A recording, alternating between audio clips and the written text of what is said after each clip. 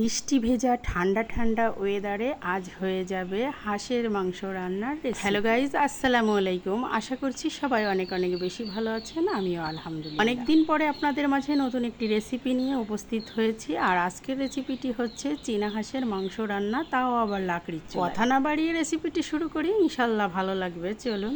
হাঁসটা ছিল আমার পোষা, তো জবই করে কেটে বেছে ধুয়ে পরিষ্কার করে নিয়েছি। বিশেষ করে হাঁস খাইতে অনেক মজা, কিন্তু পরিষ্কার করা অনেক কঠিন। যদিও বা খেতে হবে, নিশ্চয়ই পরিষ্কার করতে হবে। কাঁচামরিচ, পেঁয়াজ, রসুন, আদা, লং, এলাচ, দারচিনি, এছাড়াও গোলমরিচ সবকিছু আমি ভালো করে মশলা পেস্ট করে নিয়েছি। এবারে হলুদ গুঁড়ি, লবণ এবং জিরার গুঁড়ি, কিছু শুকনা মরিচের গুঁড়িও দিয়ে দিচ্ছি। আজকের রান্নাটা সম্পূর্ণ আমি সরিষার তেলে করব। সব মশলা উপকরণগুলো তেলের ভিতর দিয়ে দিচ্ছি, দিয়ে ভালো করে নাড়াচাড়া করে দিব।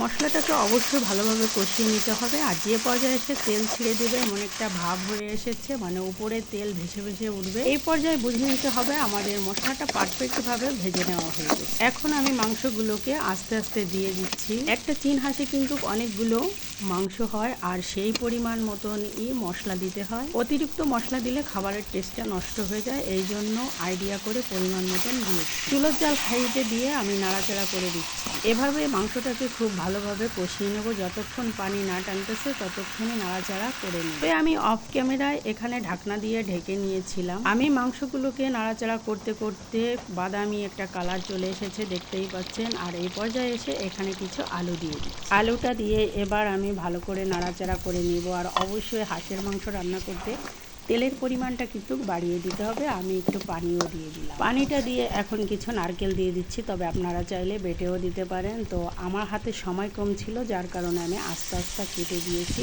আর এভাবে কেটে দিলে নারকেলটা খেতেও ভীষণ টেস্টি হয়। এবার আমি দিয়ে দিচ্ছি ঝোলের পানি। ঝোলের পানিটা বাড়িয়ে দিচ্ছি এবং হাই হিটে জাল করব। তো যে যতটুকু ঝোল রাখতে চান সেই পরিমাণেই কমিয়ে নিতে হবে, বাড়িয়ে রাখতে হবে। তো আমার কাছে মনে হলো এভাবেই আমারটা পারফেক্ট, তো আমি সেরকমটাই রেখেছি। আশা করছি আমার সহজ রেসিপিটি আপনাদের কাছে ভালো লেগেছে।